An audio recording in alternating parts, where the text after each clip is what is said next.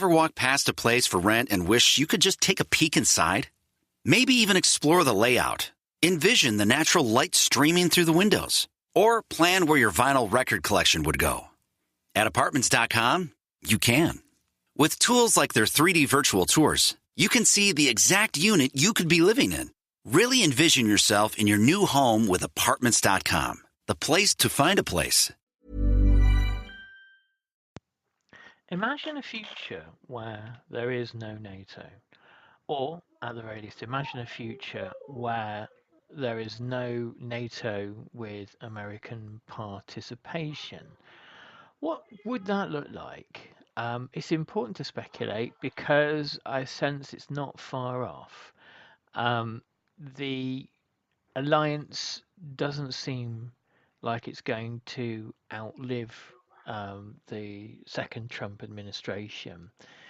And the way in which Trump has approached NATO, imagining that it's the role of NATO to somehow become involved in his disaster in the Persian Gulf, tells you an awful lot. Of course, NATO isn't meant for such things at all. So today, what we're going to do is we're going to dive into the actual development of NATO, and then look at potentially where the world stands without it.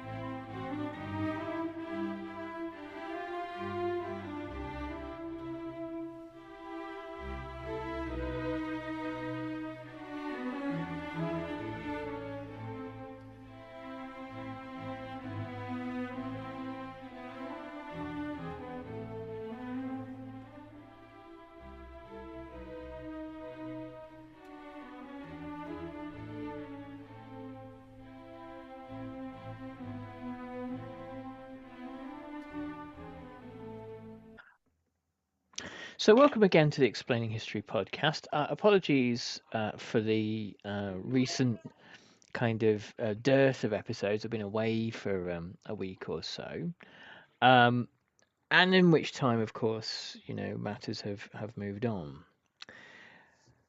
The famous kind of British Labour government saying, I think this was Ernest Bevin, was that NATO was designed to keep the Russians out, the Germans down, and the Americans in. And it was in many ways a great benefit to Great Britain. NATO suited Britain in the post-war climate that it found itself in that the British had lost a huge amount of world power with the loss of India in 1947, and the inability to use several million soldiers to not that the British soldiers weren't British fighting capacity wasn't kind of significant, because it was in the post-war decades. The size of the British Army was vastly greater than it is now, but the strategic power of empire was in decline, and Britain become more focused on its own development as a nation state. David Edgerton makes this argument very well in his book The Rise and Fall of the British Nation, but also European and transatlantic relations situated Britain as a kind of the kind of the gateway between America and Europe. Um, and this persists really, obviously, until Brexit. Um, America could quite easily have returned to isolationism after the Second World War. All indications point that way in 1946 and 1947. The popular mood is for no more engagement in foreign wars. And it takes the Truman Doctrine and Truman's famous speech and the establishment of the National Security Act and the development of institutions like the CIA, the Department of Defense, the Pentagon, and a huge expansion in American militarism and Cold War expenditure in around 1946-47 because of the decline in Britain's world role, the withdrawal from Greece particularly, where there was significant fears of a communist takeover, and the realization by Truman that the threat of communism couldn't be held back by the British in Europe and the Mediterranean and the Middle East, or by the British and the French and the Dutch and others in Southeast Asia.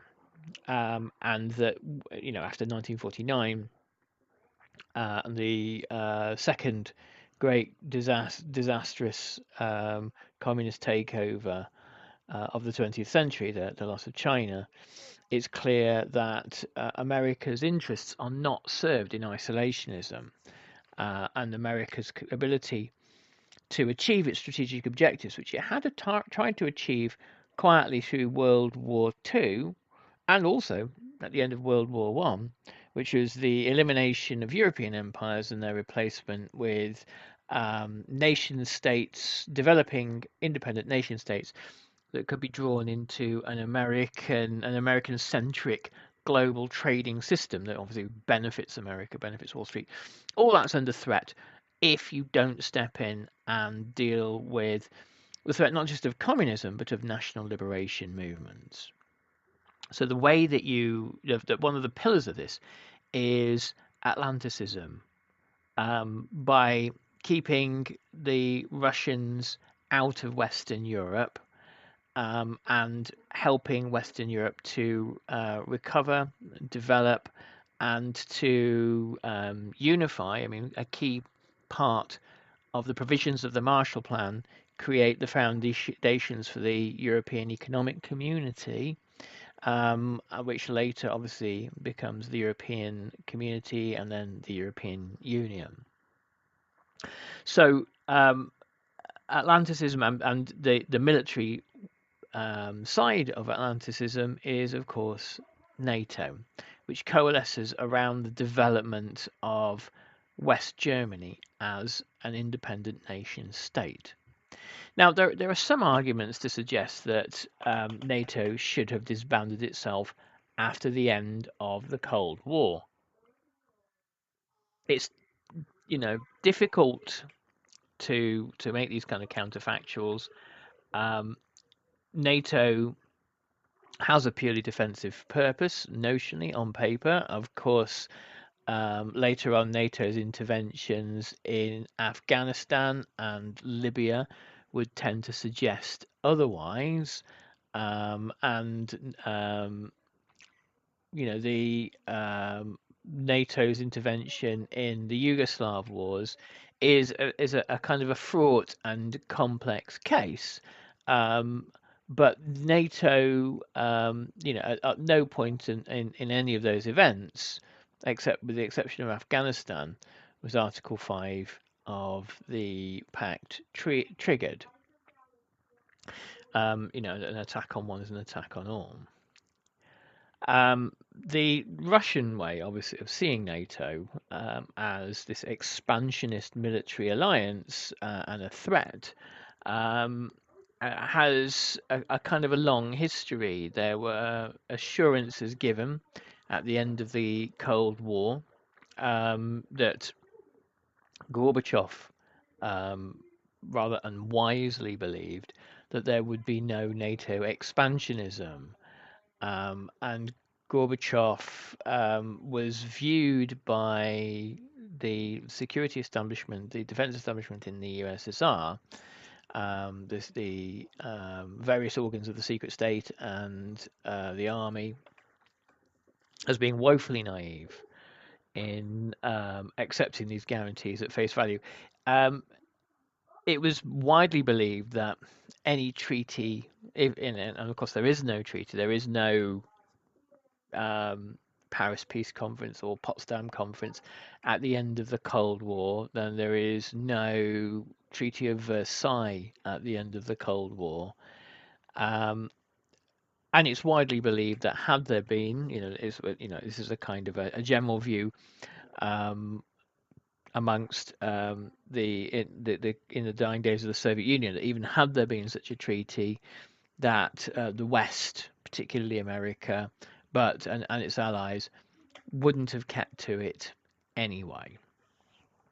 So NATO expansionism is from a perspective of from a Russian perspective, Russo-centric perspective, has been a kind of antagonizing factor in East-West relations. From the other way of looking at it, of course, independent nations, the Baltic states, Poland, Hungary, other countries, obviously, and also Ukraine has ambitions, aspirations. It's their democratic right and sovereign right to join whatever military alliance that they want. And if you were in Latvia, or if you were in Poland, or if you were in Hungary or Czechoslovakia, you might look eastwards and think we need a historic guarantee, because that lot over there, there is nothing other than periodic kind of bouts of poverty to keep them from crossing the border. Particularly the Poles, their attachment to NATO runs very, very deep, and with good reason. So the idea, again, I mean the kind of the idea, and this is one that's held on the quite aspects of the British left, that NATO expansionism alone is at fault. Well, yeah, but that's a kind of a nice conceit if you don't have a land border with Russia. It is entirely understandable that there are countries out there that don't feel very comfortable with that. Again, the flip side of the argument is, well, if NATO wasn't there, we just wouldn't invade them. Again, it comes back to the old Western adage of it's better to have a gun and not need one than the other way around. So anyway, that kind of steers us slightly away from where I was hoping to go today. As you probably all are aware, having been observing the news, NATO is under threat of almost dissolution by Trump, who's kind of really personalized in only the manner that only he can do, has really personalized the refusal of European allies to become involved in his war in the Persian Gulf. The war itself is illegal. It was a preemptive war, the kind of which that saw high-ranking Nazi officials hanged at Nuremberg. This was, for the most part, the Nuremberg trials had very little to say actually about the Holocaust. It was, for the most part, about the crimes committed against Allied countries, and it was about punishing that. And the supreme crime, international crime, was a preemptive war. a war with no moral justification whatsoever. And that's what we've seen in Iran. What everyone thinks of the regime, it's still, in international law, the supreme crime. The reason for NATO becoming involved in anything at all is collective security. So an attack on one NATO country, such as 9/11, is an attack on all. And so there's no legal basis for calling on NATO.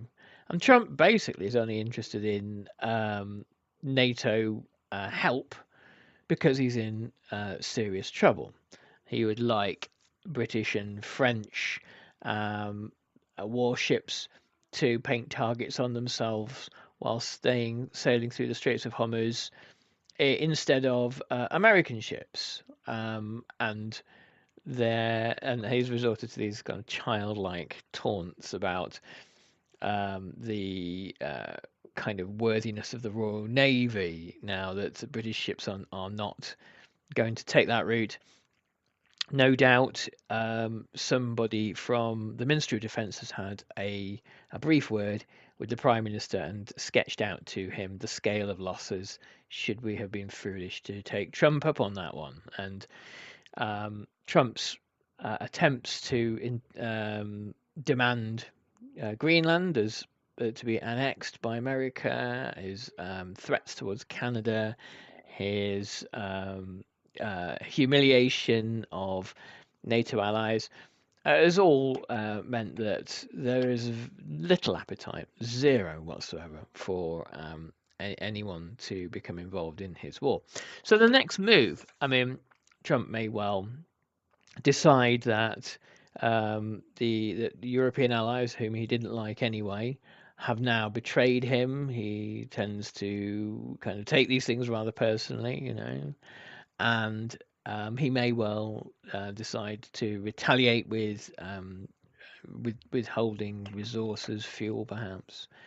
But it seems that he's largely intoning that he will withdraw from NATO.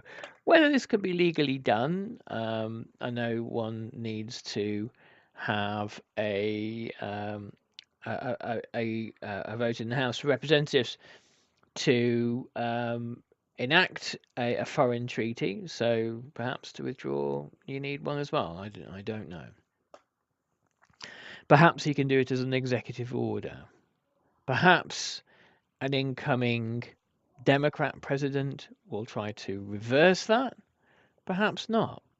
Because if NATO crumbles, does it become in America's interests to renew it, or to renew it under different terms?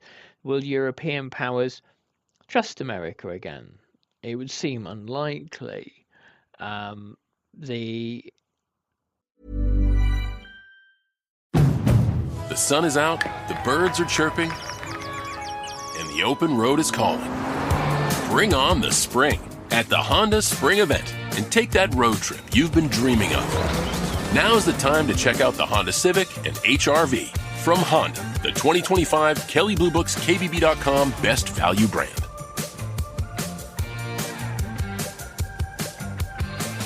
Based on 2025 Consumer Choice Awards from Kelley Blue Book, visit kbb.com for more information.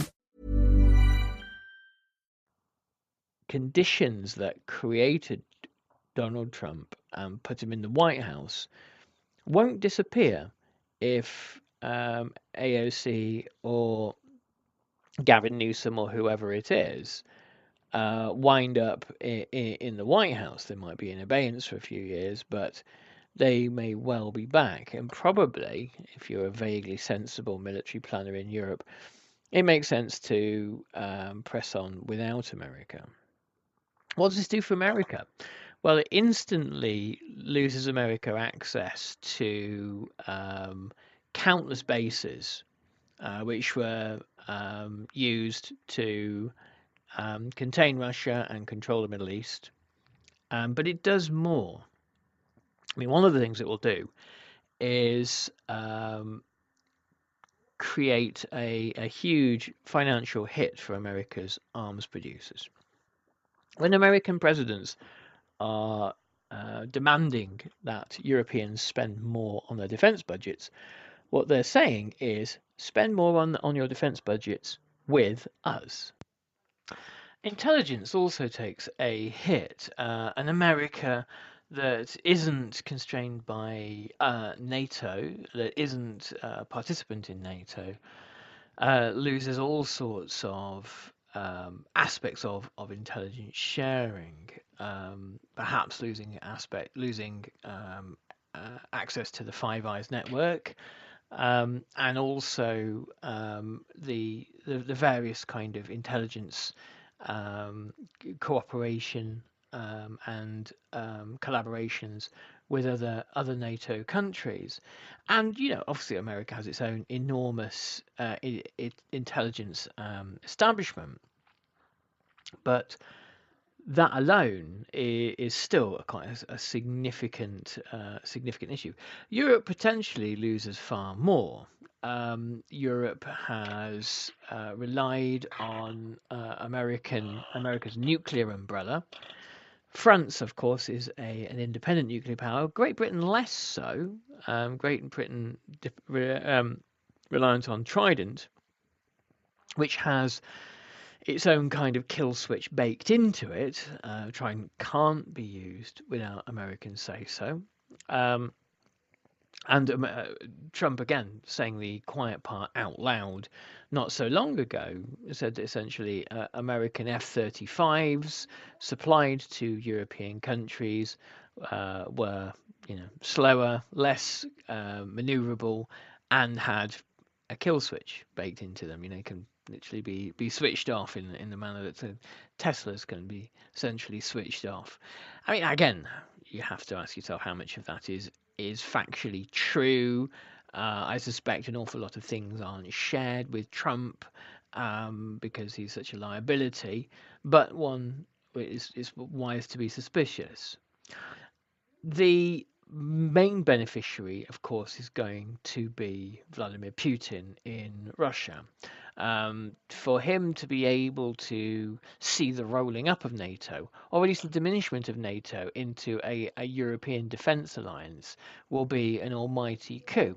Does this mean that Vladimir Putin will try to rebuild the empire that the Soviet Union had in Eastern Europe? I don't think so. I think, firstly, the Poles would fight to the death to keep Russian soldiers off their territory. If Ukraine was hard, Poland will be infinitely harder. And the resources with which to It's tournament time, and this March, Fanatic Sportsbook has 10 times the rewards. Starting round one, we're giving you 10 profit boosts every single tournament game day. That's over 100 chances to level up your winnings. Plus, you'll earn fan cash on your bets, which you can use on anything at Fanatics. We're talking team gear, tickets, collectibles, and a whole lot more at Fanatic Sportsbook. Must be 21 plus. Gambling problem? Call 1-800-GAMBLER or 1-800-MY-RESET. CT, call 888-789-7777. MA, call 800-327-5050. NY, call 877-8-HOPE-NY. MD, visit mdgamblinghelp.org. Offer not available in all states. Terms apply. See Fanatic Sportsbook app. Seas everywhere up to the German border are greatly diminished. Russia is a much poorer country than it was during the Cold War. Russia has a much smaller population, and Russia has lost an immense amount of men and material in Ukraine alone, and still not managed to conquer the country or break out of the stalemate.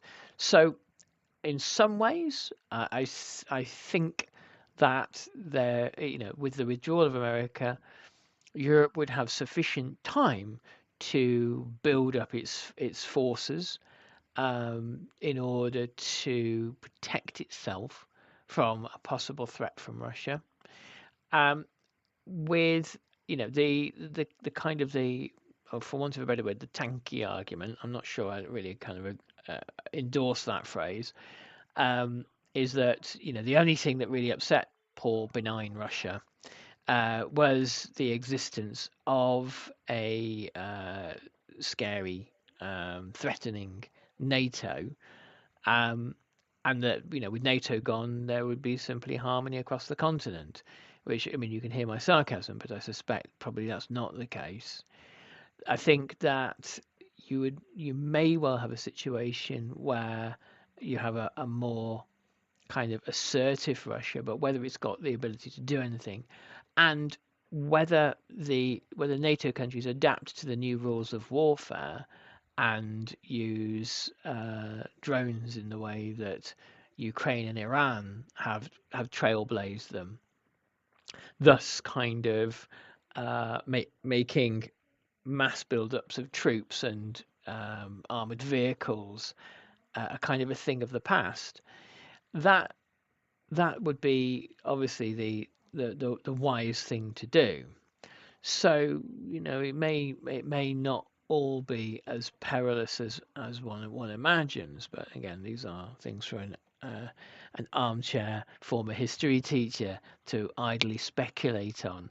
And if there's anybody from the Royal United Services Institute listening, I'd love to hear what you have to think. So I think that this is worth speculating on, because I think it's highly possible. I don't want to say the word likely, but highly possible that this comes to pass. And I think once it does come to pass, I don't think there's any reversing it. Even under the most Obama-like internationalist leader that America produces next, you might be waiting a while for one of those. I don't think there's any way of reversing it, because I don't think the conditions are going to exist again for it to be in America's interests to reverse. And I think that the diminished opportunities that now face America, particularly as the petrodollar goes into decline and America becomes significantly poorer, which I think it probably will, those diminished opportunities will cause immense crisis in America, and America's ability to project its power and its need to project its power in particular ways will be diminished. So again, here we have the emergence of multipolarity, and the world in which we live at the end of the 2020s is going to bear no resemblance to the one we entered at the start of the decade. The key beneficiary, of course, of all of this will be China. But that's one for another time. Okay, so we'll be back on normal schedule tomorrow, and I think we're diving into how the Ottoman Empire recruited its conscripts for its armies in 1914. Take care, everyone. All the best. Bye-bye.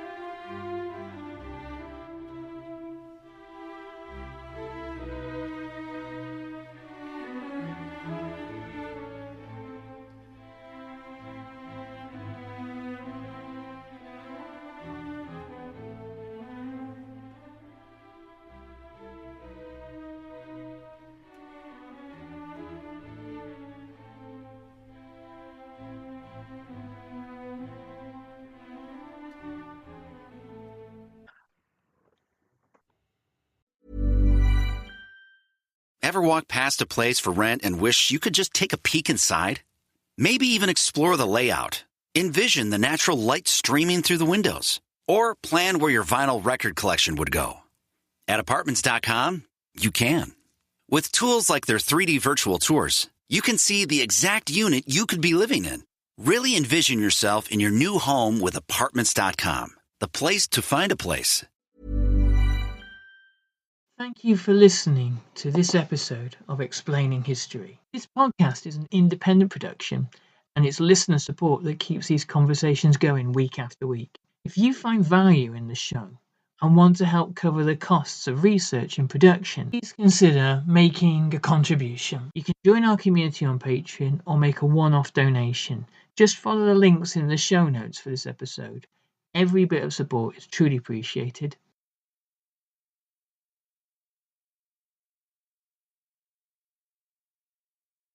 Thanks again for listening.